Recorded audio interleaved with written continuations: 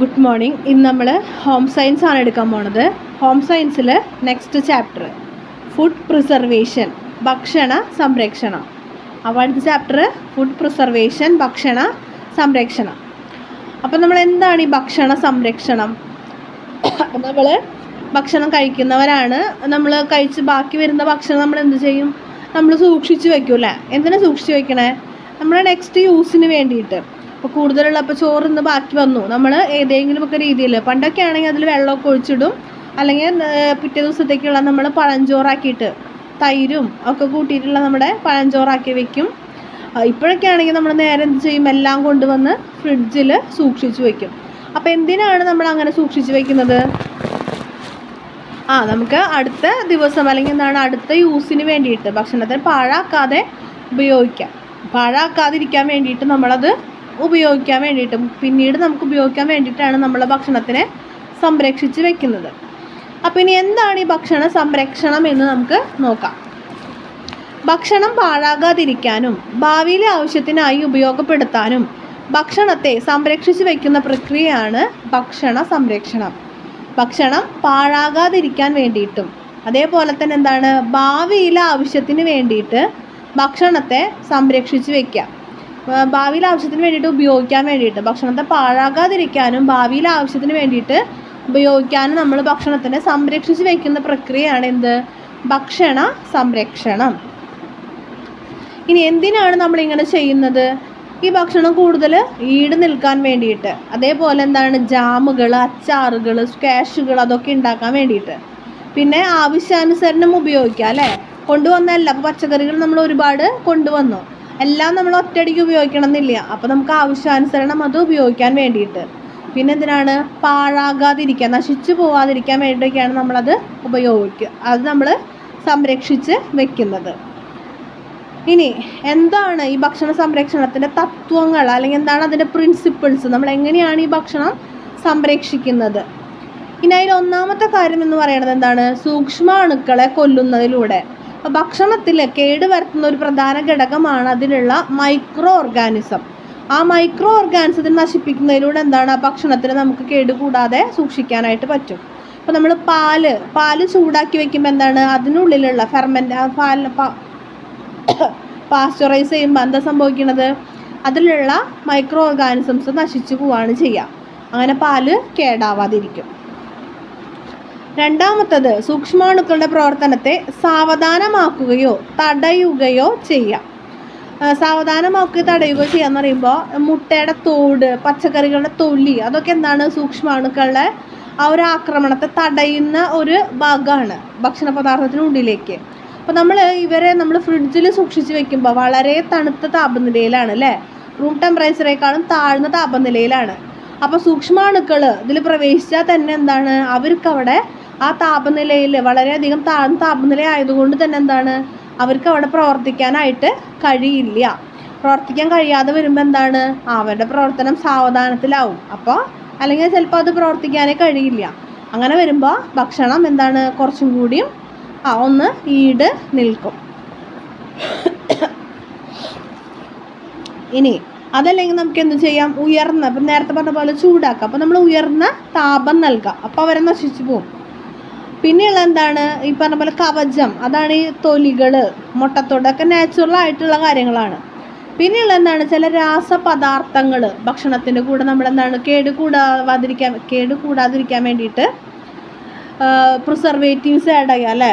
Potassium മെറ്റാബെൻസോയേറ്റ്, sodium benzoate, അങ്ങനെയുള്ള preservatives ഒക്കെ ഫുഡിൻ്റെ കൂടെ ആഡ് ചെയ്തിടാറുണ്ട്. അതൊക്കെ എന്തിനാണ്? ഫുഡ് കേടാവാതിരിക്കാൻ വേണ്ടിയിട്ട്.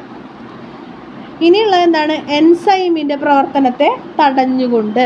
ഇപ്പോൾ എൻസൈമിൻ്റെ പ്രവർത്തനത്തെ തടയാന്ന് വെച്ച് കഴിഞ്ഞാൽ, ഇപ്പോൾ ഒരു പഴം പഴുക്കാണ്, ഫോർ എക്സാമ്പിൾ മാങ്ങ പഴുക്കുമ്പോൾ എന്താണ്, മാങ്ങയിൽ ഉള്ള എൻസൈമുകളുടെ പ്രവർത്തനം കൊണ്ടാണ്, എത്തിലീൻ എന്ന് പറയുന്ന ഒരു എൻസൈമാണ് അതിന് സഹായിക്കുന്നത്.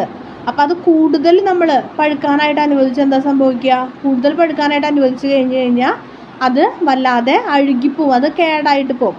അപ്പം അതിൻ്റെ പ്രവർത്തനത്തെ തടഞ്ഞു കഴിഞ്ഞാൽ നമുക്ക് ഭക്ഷണത്തിനെ കേടാവാതെ സൂക്ഷിക്കാനായിട്ട് പറ്റും. ഇനി നമ്മൾ വീട്ടിൽ സാധാരണ രീതിയിൽ എങ്ങനെയൊക്കെയാണ് ഭക്ഷണം കേടാവാതെ സൂക്ഷിക്കുക എന്നുള്ളതാണ്. അതിലൊന്ന് ഡ്രൈയിങ് അല്ലെങ്കിൽ ഡീഹൈഡ്രേഷൻ, നിർജ്ജലീകരണം. ഭക്ഷണത്തിലുള്ള ജലാംശം നമ്മൾ കളയാം. ഇപ്പം എന്താണ്, ഉണക്കി സൂക്ഷിക്കുക, വെയിലത്തോ ഒക്കെ വെച്ച് നമ്മൾ ഉണക്കി സൂക്ഷിക്കുമ്പോൾ അതിലുള്ള ജലാംശം കളയാം. പിന്നെ അതാണ് ഡീഹൈഡ്രേഷൻ അല്ലെങ്കിൽ എന്താണ് ഡ്രൈയിങ് എന്നൊക്കെ പറയാം, നിർജ്ജലീകരണം.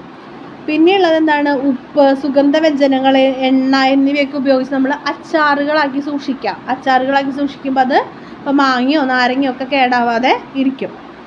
മാങ്ങ നാരങ്ങ മാത്രമല്ല, ഒരുപാട് അച്ചാറുകളുണ്ട് കേട്ടോ. പിന്നെ ജാം, ജെല്ലി അങ്ങനെയുള്ള ഫോമുകളിലേക്ക് മാറ്റി സൂക്ഷിക്കാം. അതേപോലെ തന്നെയാണ് സ്ക്വാഷ്, ജ്യൂസുകളൊക്കെ ഉണ്ടാക്കി സൂക്ഷിക്കാം. പിന്നെയുള്ളതാണ് നമ്മൾ ഫ്രീസ് ചെയ്യുക, തണുപ്പിക്കുക. ഇതൊക്കെ നമുക്ക് വീട്ടിൽ ചെയ്യാവുന്ന രീതികളാണ്. ഇനി എന്താണ് ഡീഹൈഡ്രേഷൻ അല്ലെങ്കിൽ നിർജ്ജലീകരണം എന്ന് നോക്കാം. ഭക്ഷണ പദാർത്ഥങ്ങളെ അവയിലെ ജലാംശം ഇല്ലാതാക്കി ഉണക്കി സൂക്ഷിക്കുന്ന രീതിയാണ് എന്ത്, നിർജ്ജലീകരണം. അപ്പോൾ നമ്മൾ ഇപ്പോൾ മീനുകൾ, ഉണക്ക മീനുകൾ ഉണ്ടാക്കും, അല്ലെങ്കിൽ ഇപ്പോൾ പാവയ്ക്കയോ മാങ്ങയൊക്കെ വാങ്ങുമ്പോൾ നമ്മൾ എന്ത് ചെയ്യും, അതിനരിഞ്ഞ് നമ്മൾ ഉണക്കി നമ്മൾ ഉപ്പും മാങ്ങയൊക്കെ ആയിട്ട് ഉപ്പൊക്കെ ഇട്ട് ഉണക്കിയിട്ട് നമ്മൾ സൂക്ഷിച്ച് വെക്കും അല്ലേ.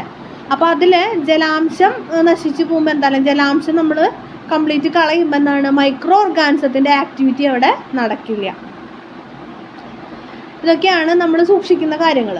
ഇനി നമ്മൾ നോക്കാനുള്ള ഒരു കാര്യം എന്ന് പറയുന്നത്, എങ്ങനെയാണ് ഭക്ഷണം കേടാവുന്നത്, ഭക്ഷണം എങ്ങനെയാണ് spoilage, causes of food spoilage, ഭക്ഷണം എങ്ങനെയാണ് കേടുവരുന്നത്. അതിലൊന്നാമത്തെ എന്താണ്, സൂക്ഷ്മാണുക്കളുടെ സാന്നിധ്യം, മൈക്രോ ഓർഗാനിസം.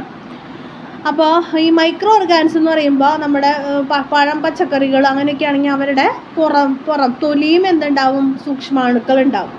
ഫുഡൊക്കെ ആണെങ്കിൽ ബാക്കിയുള്ള നമ്മൾ പാകം ചെയ്ത ഭക്ഷണങ്ങളുടെ ഉള്ളിലൊക്കെ എന്തുണ്ടാവും, ഇതുപോലെ നമ്മുടെ അന്തരീക്ഷത്തിലൊക്കെ എന്താണ് മൈക്രോ ഓർഗാനിസംസ് ഒക്കെ ഉണ്ടാവും. അപ്പോൾ നമ്മൾ ഭക്ഷണമൊക്കെ തുറന്ന് വയ്ക്കുന്ന സമയത്ത് അതിലൊക്കെ വന്ന് ഇതുമായിട്ട് കോണ്ടാക്റ്റ് വരുമ്പോഴൊക്കെ മൈക്രോ ഓർഗാനിസം ഉണ്ടാവും. അപ്പോൾ ഇവർക്ക് വളരാൻ പറ്റിയിട്ടുള്ള ഒരു സാഹചര്യമാണെങ്കിൽ, അവർക്ക് പറ്റിയ ടെമ്പറേച്ചറും കാര്യങ്ങളൊക്കെ ആണെങ്കിൽ എന്താണ്, അവർ നിമിഷ നേരം കൊണ്ട് വളരെയധികം മൾട്ടിപ്ലൈ ചെയ്യും. അങ്ങനെ മൾട്ടിപ്ലൈ ചെയ്ത് അവരുടെ ആക്ടിവിറ്റി മൂലം എന്താണ്, ആ ഫുഡ് സ്പോയിൽ ആവാനായിട്ട് സാധ്യതയുണ്ട്. രണ്ടാമത്തെ എന്താണ്, എൻസൈമിൻ്റെ പ്രസൻസ്.